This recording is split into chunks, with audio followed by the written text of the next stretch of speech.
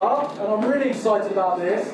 Salesloft, our major partner, have actually allowed me to sustain this and to grow this business. And Jack, who's going to be speaking first up, and that's brave.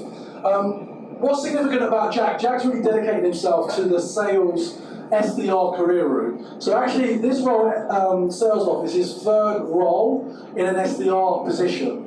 So that says a lot to me about his dedication to absolutely perfect this role before he moves into an AE closing role. So he's been involved in opening doors at MarTech companies and another SaaS company before joining Salesloft tonight. I'm looking forward to hearing Jack speak. Round of applause, Jack Neicho, Salesloft.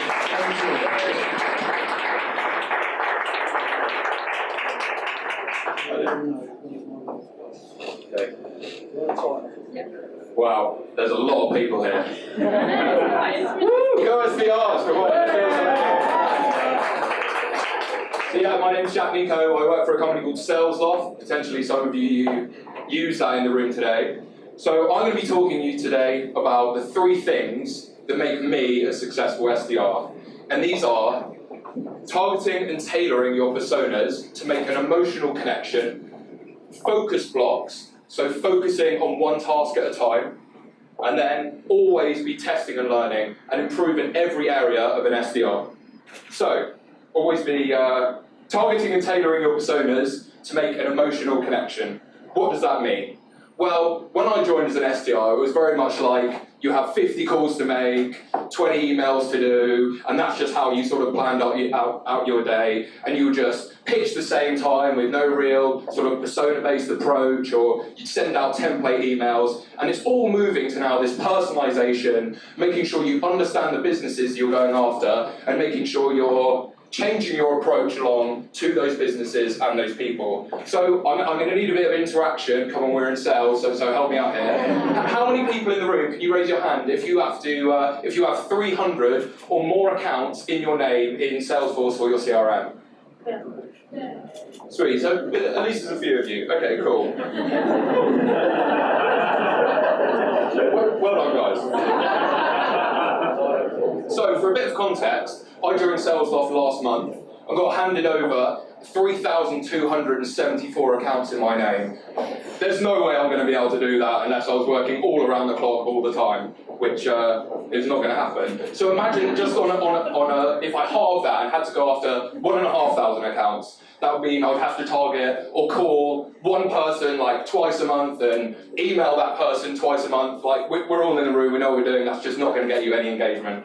So what I do is I segment that down to 100 accounts, and I work closely with my account executive and strategically align and prioritize the accounts where I know I'm going to get opportunities. So in those 100 accounts, I then tier it on 3 different criteria. I have 20 really enterprise accounts. These are my tier 1s. So I sell into sales tech companies really. So these be my LinkedIns, my Slacks, my Zooms.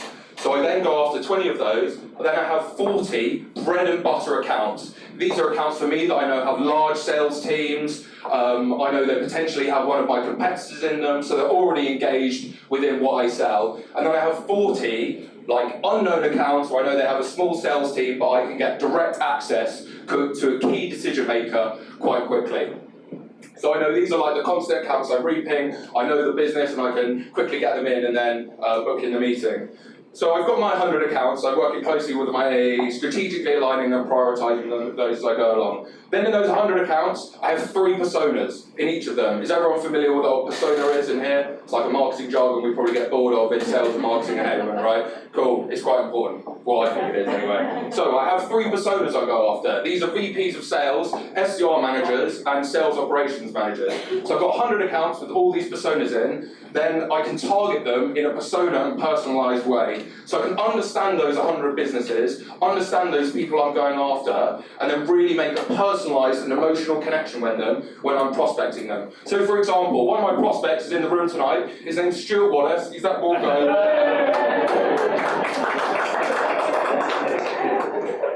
Ladies and gentlemen, he works for a company called AB Tasty that do conversion rate optimization. So I've been looking at Stuart's LinkedIn profile a couple of times. There's a couple of things I've picked out from him. He loves to eat meat, and he's constantly dreading his next 10k run. I'm going to use that in a video for him next week.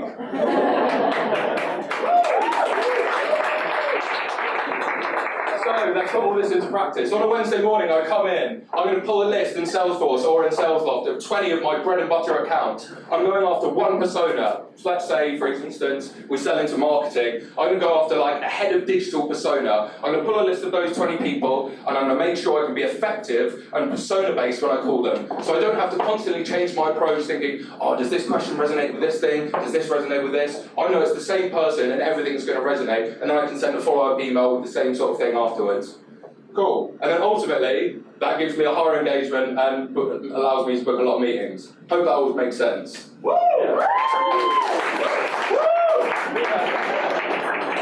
That's part one.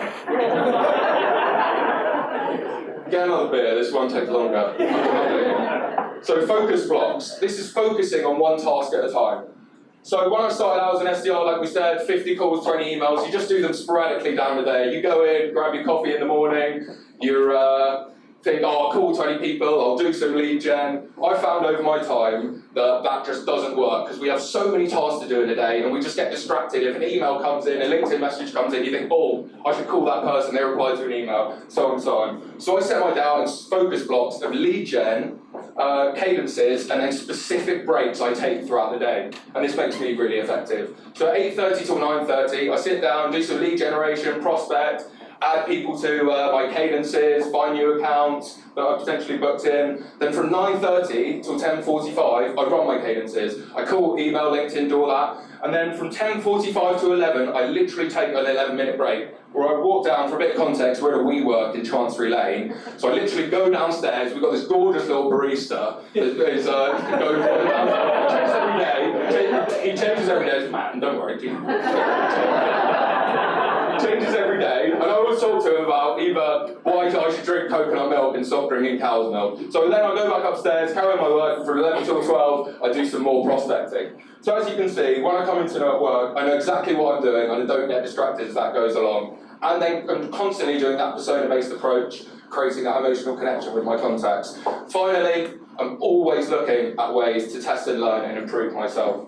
So this is a key part of being an SDR, and I think we can all resonate with the fact we sometimes get in these troughs of being like, we find an email or an email template that worked for us, and then we'll just blast it out to loads of people who's like, oh, one guy replied, and then everyone replied. Like, we just know that doesn't work. Learn from those around you. 2 heads is always better than 1. 5 heads is always better than 2. Collaborate with your teams at all points. Sit down at the end of the week and think, right, this worked for me, this worked for me. Constantly test and learn those new subject lines. Test and learn new persona messaging. Test and learn objections for overcoming, oh, send me an email, etc., etc. It goes on. So I'm sure we all get the objection, everything's working fine, we don't need this. Like, obviously, everything works fine until you find a better way of doing it. Like, that's a standard thing in it, like all videos, of all things of life. So, in summary, what makes me successful? Tailoring and targeting my personas to make an emotional connection. Secondly, focus breaks. So taking time to focus on one task at a time, and then constantly testing and learning, and always improving my approach to prospecting. So in line with that, it'd be great if I could, or you could catch me at the end of the room after the talks, and talk to me about one thing that resonated with you, and one potentially thing I could have done better during this talk. So,